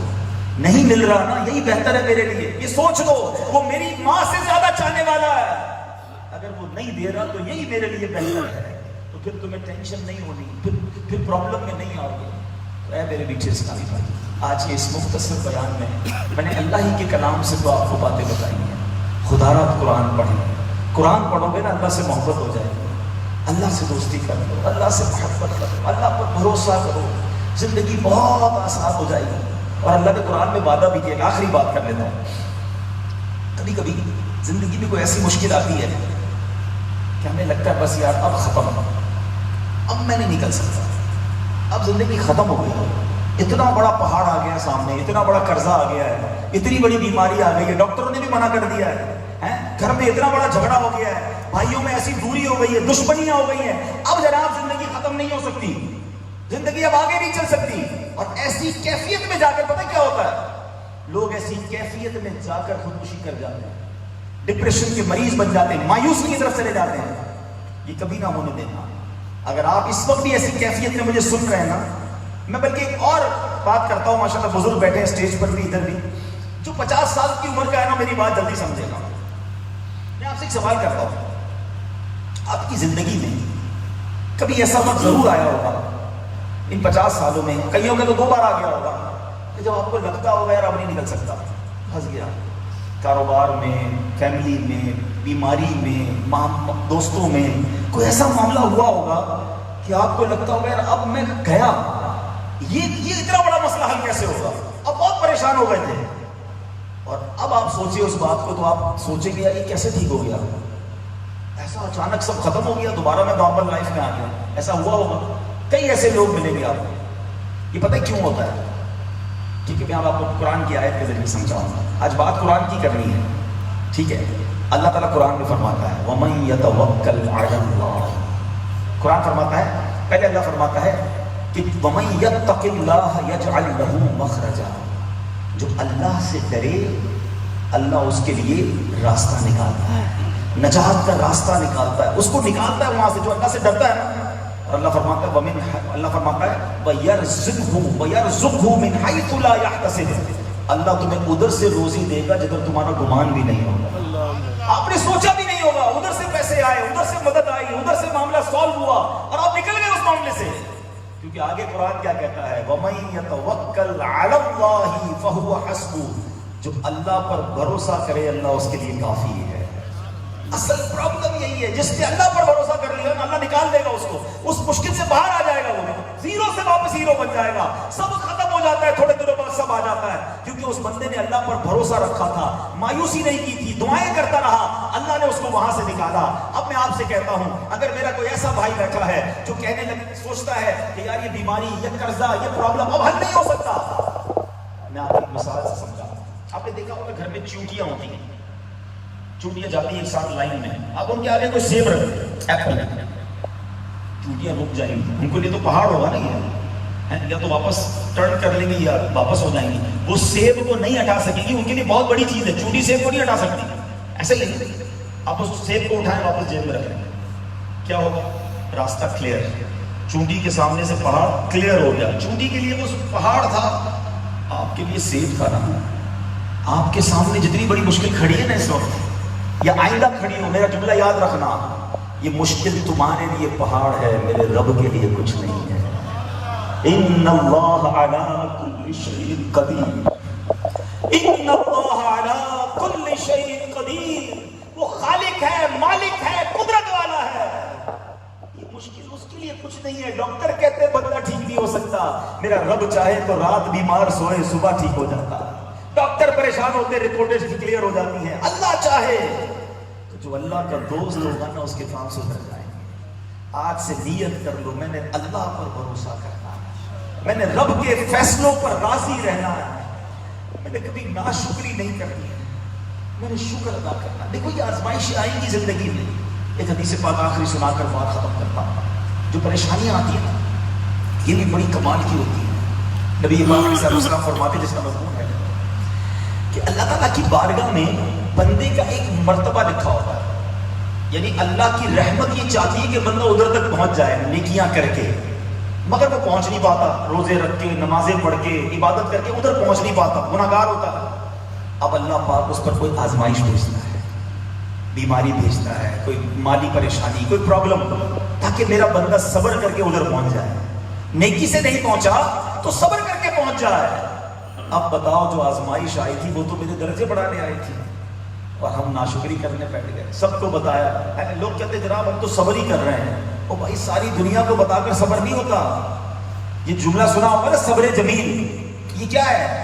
یہ صبر جمیل کسی جمیل بھائی کا صبر نہیں ہے، صبر جمیل کی تعریف یہ ہے کہ بندہ پریشان بندہ اور نارمل آدمی میں فرق محسوس نہ کر سکے، کسی کو پتہ ہی نہ چلے کہ یہ اتنی بڑی مشکل میں ہے، میں جانوں میرا رب جانے۔ وہ شعر سنا ہے نا، کسی کا احسان کیوں اٹھائیں، کسی کو حالات کیوں بتائیں، تم ہی سے مانگیں گے تم ہی دو گے، تمہارے در سے ہی لو لگی ہے۔ اللہ کی بارگاہ میں عرض کرے، نبی پاک سے عرض کرے، باقی دنیا کو بتانے کی کیا ضرورت ہے؟ تو بہرحال میرے پیچھے اسلامی بھائیوں، آج میں قرآن کا پیغام لے کر عارف والا والوں کے پاس آیا، قرآن پڑھنا ہے، اس کو سمجھنا ہے۔ اب دو واقعات تھوڑی تھوڑی دیر میں بتائے ہیں، پورا قرآن پڑھیں، اس کے واقعات پڑھیں تو مزے کو مزہ آ جائے، روز نیا سیکھیں، روز اچھی باتیں پتہ چلیں گی۔ تو ماشاءاللہ ہمارے علماء نے بڑا آسان کر دیا ہمارے لیے، پوری کتاب اردو میں غائب القرآن، مکتبۃ المدینہ یہاں بھی موجود ہوگا، عارف والا میں ہوگا، اس سے حاصل کریں۔ 100 سے زیادہ قرآنی واقعات ہیں تفصیلی کے ساتھ، سبق بھی اس میں لکھا ہوا ہے، خود بھی پڑھے، اپنے بچوں کو بٹھا کر سنائیں۔ آؤ بچوں آج قرآن کی کہانی سناتا ہوں، کتنا اچھا لگے گا، آپ کے گھر میں قرآن کا ذکر ہو رہا ہوگا۔ اور پھر ماشاءاللہ پورا قرآن تفسیر سے پڑھنا ہے۔ پہلے تفسیر قرآن کے بارے میں لوگ کہتے تھے بڑی پرانی اردو ہے، ویری ڈیفیکلٹ، بہت مشکل ہے پڑھنا، دعوت اسلامی نے وہ بھی آسان کر دیا۔ تفسیر قرآن صراط الجنان، سبحان اللہ، اللہ سلامت رکھے ہمارے مفتی قاسم صاحب کو، اتنی آسان اردو میں ہمیں تفسیر قرآن دے دی، وہ پڑھ کو حاصل کیجئے، 10 جلدوں پر ہے، روز تھوڑا تھوڑا پڑھیں۔ اب آپ کہیں جناب 5000 خرچ کرنا مشکل ہے، جوتے لینے کے لیے پیسے ہیں، جیکٹ لینے کے لیے پیسے، قرآن خریدنے کے لیے پیسے نہیں ہیں، چلو بھائی پھر بھی آپ کا اگر یہ عذر ہے تو ہم نے جناب اس کو انٹرنیٹ پر فری ڈال دیا، انٹرنیٹ سے ڈاؤن لوڈ کر لیں، اپلیکیشن بنا دی صراط الجنان کی، موبائل میں ڈاؤن لوڈ کریں، روز تفسیر قرآن پڑھنے والے بن جائیں۔ کچھ لوگ کہتے ہیں جناب اردو پڑھنا نہیں آتا، کمال کی تحریک دعوت اسلامی، ان کا بھی جناب مسئلہ حل کر دیا، اب تفسیر قرآن صراط الجنان آڈیو میں جاری کرنا شروع کر دی۔ सुन तो सकते हो भाई, तो रोज 5 मिनट सुन लिया करो, ताकि कुरान हमारे जहनों में उतरना शुरू हो जाए, दिलों में बसना शुरू हो जाए। तो बहरहाल जिसको कुरान पढ़ना है, समझना है, उसके लिए दावत इस्लामी के पास बहुत सारे मौके हैं। मदरसतुल मदीना बालिगान गली गली में हमने बना दिए, बड़ों के लिए, बच्चों के मदरसे अलग बनाए, बच्चियों के मदरसे अलग बनाए। वह मेरे पीछे इस्लामी भाइयों, कुरान की खिदमत जो दावत इस्लामी कर रही है, इसकी मिसाल नहीं मिलती। तो आज हम सब नियत करके जाएंगे इंशाअल्लाह, रोजाना कुरान पढ़ेंगे इंशाअल्लाह। दावत इस्लामी के मदरसों में शामिल हो जाएं, रोज कुरान पढ़ेंगे, रोज समझेंगे, बेशक थोड़ा पढ़े, इंशाअल्लाह अल्लाह ने चाहा हम अपनी जिंदगी में वाज़ेह फर्क देखेंगे। अल्लाह पाक मुझे भी और आपको कुरान पढ़ने वाला बनाए, नमाजों का पाबंद बनाए, अपनी जात पर, रब अपनी जात पर मुझे और आपको भरोसा करने वाला बना दे, और सब्र और शुक्र वाले बंदों में हमें भी शामिल फरमाए। आमीन बिजाहि नबी अमीन सल्लल्लाहु तआला अलैहि वसल्लम। तशरीफ रखेंगे, तशरीफ रखिए, भी दुआ होनी है। अभी तो आज तो सुना है अल्लाह से मांगना है, दुआ से पहले चले जाओगे, बैठे सारे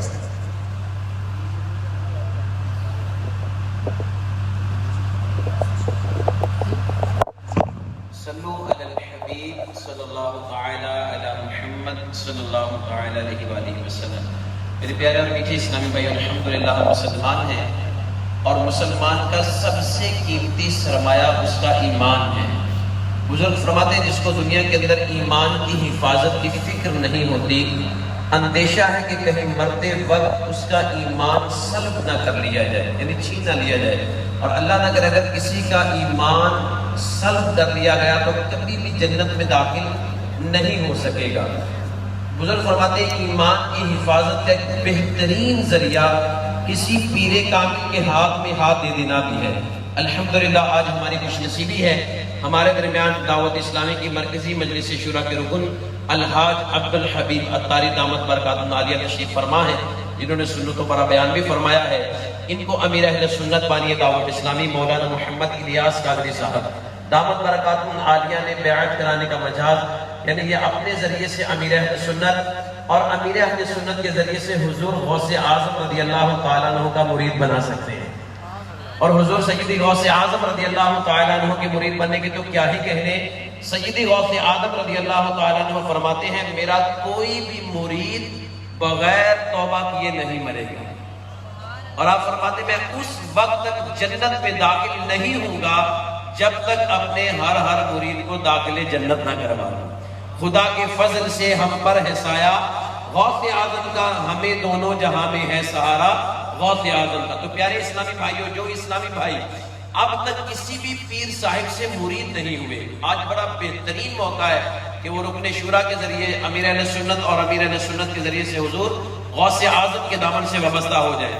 और जो किसी पीर साहब से मुरीद है तो वो बैत बरकत हासिल करने के लिए तालिब हो जाए। इसका फायदा ये होगा कि वो मुरीद अपने पीर साहिब से ही रहेंगे, लेकिन साथ साथ अमीर अहले सुन्नत मौलाना मोहम्मद इलियास कादरी साहब और गौसे आज़म के सिलसिले का फैज़ान भी मिलना शुरू हो जाएगा। तो मैं रुकने शुरा से अर्ज करता हूँ कि हमें क़ादरी अत्तारी सिलसिले में दाखिल फरमा दीजिए। मेरे को इस्लामी भाई जो मुरीद होना चाहें, जिस तरह मैं कहता जाऊँ दोहराते जाएं। बिस्मिल्लाहिर्रहमानिर्रहीम, बिस्मिल्लाहिर्रहमानिर्रहीम, अस्सलातु वस्सलामु अलैका या रसूलल्लाह व अला आलिका व अस्हाबिका या हबीबल्लाह, ला इलाहा इल्लल्लाह मुहम्मदुर रसूलुल्लाह सल्लल्लाहु तआला अलैहि वसल्लम। तौबा करता हूँ मैं अपने तमाम पिछले गुनाहों से, और वादा करता हूँ मैं कि आइंदा शरीयत पर चलूँगा, बद मजहबों और बुरे लोगों सोहबत से बचता रहूँगा, नमाज रोज़े की पाबंदी करता रहूँगा, वालिदैन की नाफरमानी, झूठ, गीबत, चुगली, वादा खिलाफी, गाली गलोच, फिल्में, ड्रामे, गाने बाजे, बेपर्दगी वगैरह वगैरह गुनाहों से बचता रहूँगा। ऐ अल्लाह मेरी इस तौबा को कबूल फरमा और मुझे मेरे वादे पर साबित कदम रख। मुरीद होता हूँ मैं खानदाने عالی شان قادریہ رضویہ عطاریہ میں میں نے اپنا ہاتھ آپ کے ذریعے سے شیخ طریقت امیر اہل سنت کے ہاتھ میں دیا اور ان کے ذریعے سرکار بغداد حضور غوث پاک رضی اللہ تعالی عنہ کے ہاتھ میں دیا۔ اے اللہ مجھے جناب غوث اعظم کے مریدوں میں قبول فرما اور کل قیامت میں غوث پاک کے غلاموں میں اٹھا۔ الصلاۃ والسلام علیک یا نبی اللہ وعلی آلک و اصحابک یا نور اللہ۔ ماشاءاللہ مکتبۃ المدینہ والوں کی طرف سے کچھ اعلانات ہیں۔ مکتبۃ المدینہ کا ایک بڑا پیارا تحفہ ہے جو ہر مہینے ملتا ہے، ماہنامہ فیضان مدینہ۔ یہ کمال کا رسالہ ہے مبلغین کے لیے، علماء کے لیے۔ اتنا مواد ہے اس میں کہ ہر مہینے کئی بیان آپ اس میں سے کر سکتے ہیں، اور ہر گھر کے فرد کے لیے اس میں مواد ہے، خواتین کے لیے، بچوں کے لیے، بڑوں کے لیے۔ کتنا خوبصورت اس کا ورک ہے۔ تو یہ صرف 1400 روپے کلر پورے سال کا آپ اس کو بکنگ کروا سکتے ہیں۔ 1000 روپے جو سادہ ہوتا ہے وہ کروا سکتے ہیں۔ لوگ ایک دوسرے کو مٹھائی دیتے ہیں، پتہ نہیں کیا کیا تحفے دے رہے ہوتے ہیں۔ یہ اگر بک کروا دیں اپنے لیے، اپنے دوستوں کے لیے، 12 مہینے تک مسلسل ان کے گھر پہنچے گا۔ فیکٹری پہ منگوا لیں، اپنے آفس پہ منگوائیں، اس کو پڑھیں اور علم دین کا خزانہ حاصل کریں۔ تو مکتبۃ المدینہ والے موجود ہیں، آپ ان سے جاتے جاتے اپنی بکنگ کروا سکتے ہیں۔ آپ کے گھر تک روزانہ ہر مہینے پہنچے گا۔ اللہ پاک ہم سب کو علم دین سیکھنے کی توفیق عطا فرمائے۔ اب آئیے انشاءاللہ دعا میں شامل ہو جائیں۔ الدعاء مخ العبادہ، دعا عبادت کا مغز ہے۔ آئیے مل کر دعا کرتے ہیں۔ الحمدللہ رب العالمین والصلاة والسلام على سید الانبیاء والمرسلین یا ارحم الراحمین یا ارحم الراحمین یا ارحم الراحمین یا ربنا یا ربنا یا ربنا یا ربنا یا ربنا یا اللہ یا رحمان یا رحیم۔ اللہم ربنا آتنا فی الدنیا حسنة وفی الآخرة حسنة وقنا عذاب النار وقنا عذاب القبر وقنا عذاب الحشر وقنا حساب الميزان۔ اللهم اعني على ذکرک و شکرک و حسن عبادتک۔ رب کریم ہم سب کا جمع ہونا اپنی بارگاہ میں قبول فرما، ہم سب کے تمام صغیرہ کبیرہ گناہوں کو معاف فرما، ہماری ہمارے والدین کی، نبی پاک علیہ الصلوۃ والسلام کی ساری امت کی بخشش فرما۔ آج عارف والا کے اس اجتماع کو اپنی بارگاہ میں قبول فرما لے۔ جتنے آئے ہیں مولا سب کی بخشش فرما دے، ہم سب کے ماں باپ کو بخش دے، بھائی بہنوں کو بخش دے، گھر والوں کو بخش دے، ہمارے صغیرہ کبیرہ گناہوں کو بخش دے۔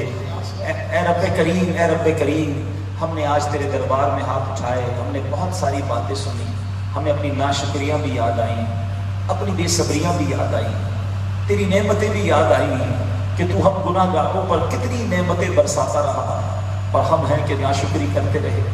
اے اللہ ہمیں معاف کر دے، ہماری ناشکریاں معاف کر دے۔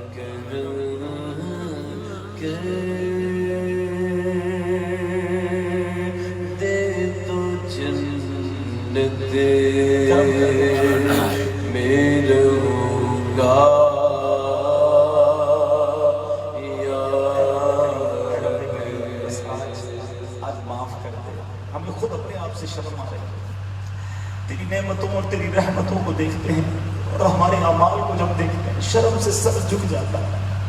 تو رحمتیں عطائیں کرتا رہا، ہم خطائیں کرتے رہے. اللہ اگر تو نے ہماری ان خطاؤں پر حساب لیا، ان نعمتوں کے بارے میں پرسش کی تو مارے جائیں گے، کوئی جواب نہیں. ہم اقرار کرتے ہیں مجرم ہیں، ہم اقرار کرتے ہیں گناہ گار ہیں، ہم نے ناشکریہ کی ہے، ہم نے نعمتوں کا غلط استعمال بھی کیا ہے. بس اللہ بندے تیرے جیسے بھی ہیں، بندے تیرے اتنے سارے ہیں، تیرے بندے آج یہاں موجود ہیں، میں کوئی تو تیرا نیک بندہ ہوگا، اس کے ہوتے ہوئے ہاتھوں کا واسطہ ہمیں معاف کر دے. آج در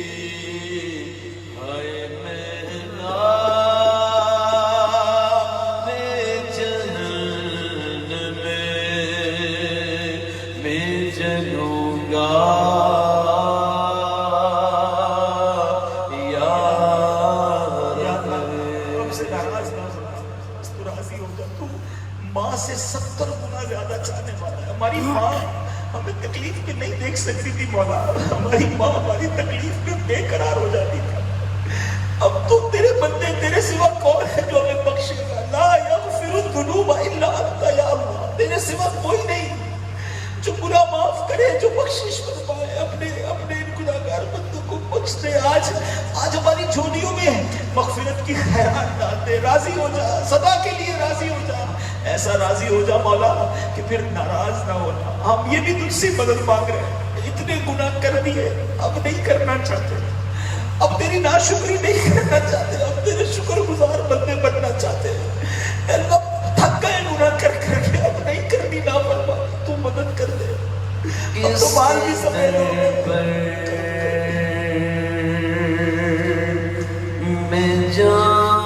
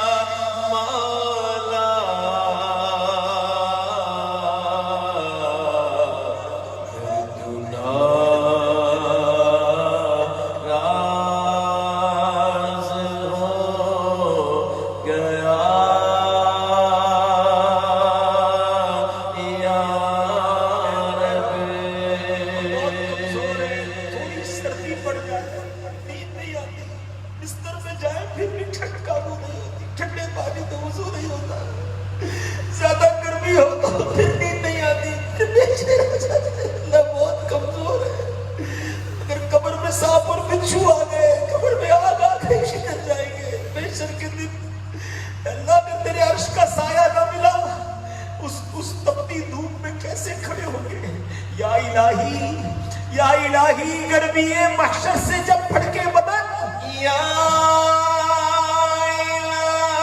الہی گرمی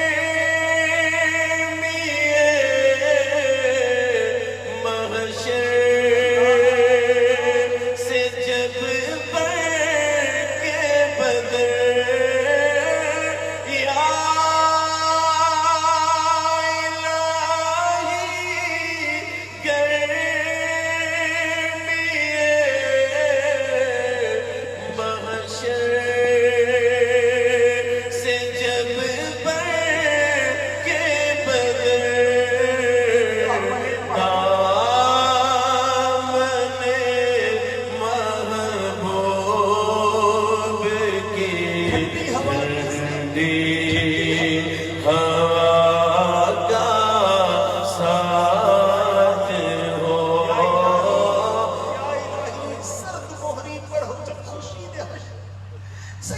میں سایہ کے ذل لوا کا ساتھ ہو یا الہی، جب زبانیں باہر آئے پیاس سے ساقی کوثر شہ جود و ادا کا ساتھ ہو یا الہی، رنگ لائے جب میری بے باکیاں ان کی نیچی نیچی نظروں کی حیا کا ساتھ ہو یا الہی، یا الہی، جب حساب خطۂ بے جا رلائے چشم دریا نے شفیع مرتجا کا ساتھ ہو یا الہی، جب پڑے محشر میں شور دار و گیر، اے اللہ جب محشر میں پکڑ کر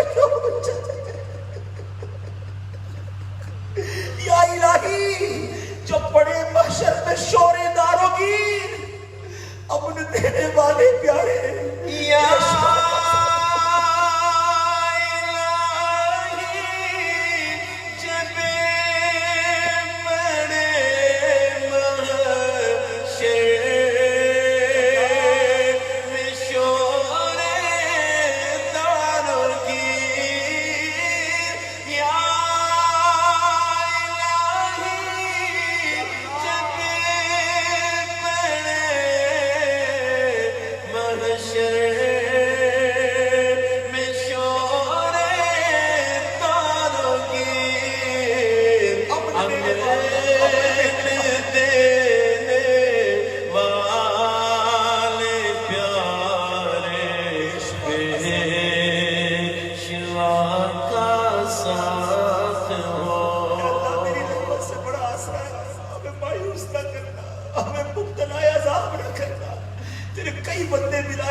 جنت میں جائیں گے، ان بے حساب جنت میں جانے والوں میں ہمیں شامل کر دے، ہمارے ماں باپ کو بھی شامل کر دے، ہمارے ماں باپ کے گناہ معاف کر دے، ہمارے بھائی بہنوں کو بخش دے، ہمارے گھر والوں کو بخش دے، ہمارے دوستوں کو بخش دے، ہمارے رشتہ داروں کو بخش دے، ہم سے محبت کرنے والوں کو بخش دے، اے اللہ آقا کی ساری امت کو بخش دے، اے اللہ بس اب تیرے دربار میں یہ التجا ہے، اب جو رہ گئی ہے نا مالک پتہ نہیں تھوڑی سی تو رہ گئی ہے، اب وہ اچھی گزر جائے، اب وہ گناہوں سے بچ کر گزرے، اب وہ نیکیوں والی گزرے، اب وہ سنتوں والی گزرے، ہر بلے کی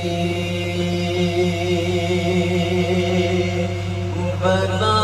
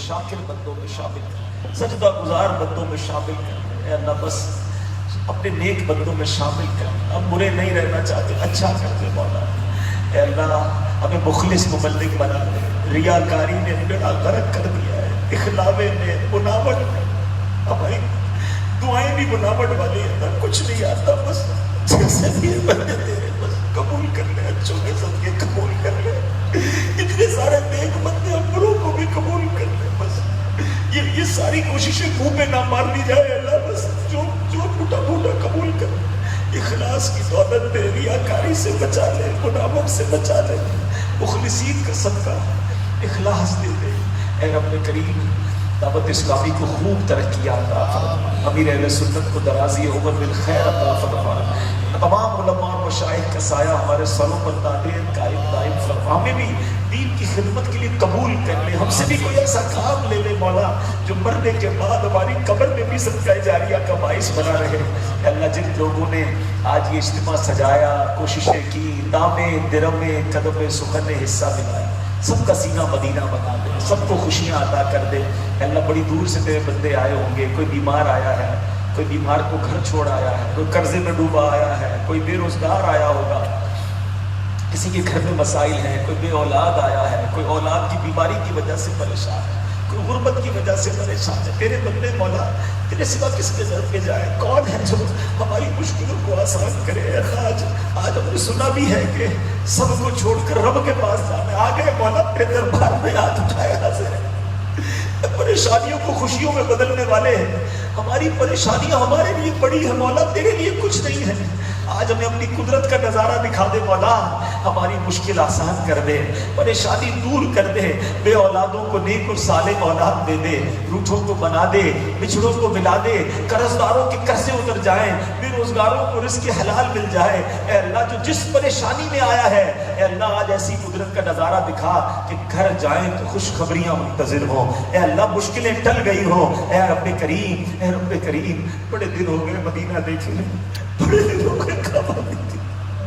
اب میں کئی ایسے ہوں گے جنہوں نے اب تک صرف تصویروں میں کعبہ دیکھا ہوگا، اب تک صرف تصویروں میں گنبد خضرا دیکھا ہوگا۔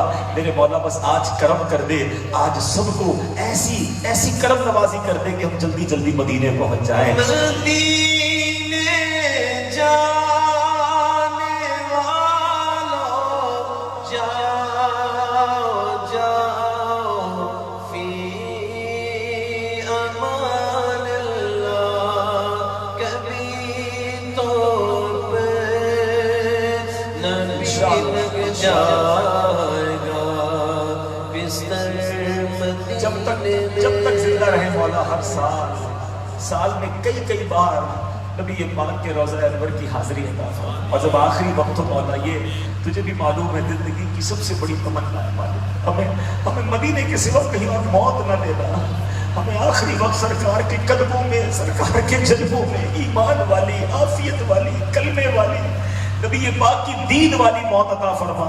جنت البقیع ہم سب کا مقدر فرما دے، جنت الفردوس میں پیارے آقا کا پڑوس نصیب بنا۔ اے رب کریم جو مانگ سکے وہ بھی دے دے، جو نہیں مانگ سکے ہمارے حق میں بہتر ہو وہ بھی عطا کر دے۔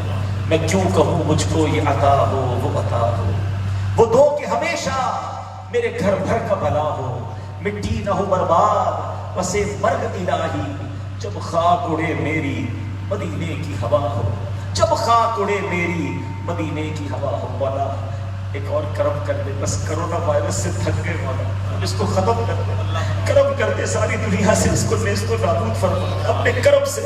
اے اللہ ہمیں بچا دے، جو بیمار ہیں انہیں شفا دے دے۔ اے اللہ ہم سب کو، ہم سب کی جان، مال، عزت، آبرو، آل اور اولاد، دین اور ایمان کی حفاظت فرما۔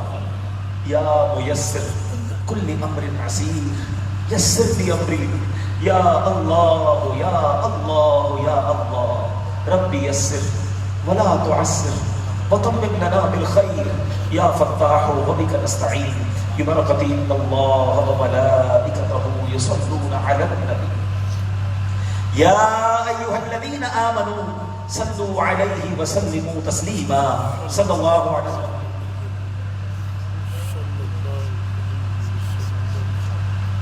ہمارے الیاس بھائی کے والد مرحوم کے ایصال ثواب کے لیے اس اجتماع میں کوششیں کی گئی ہیں، اللہ ان کے والد کی مغفرت فرما، ان کے درجات کو بلند فرما، جنت الفردوس میں اعلیٰ مقام۔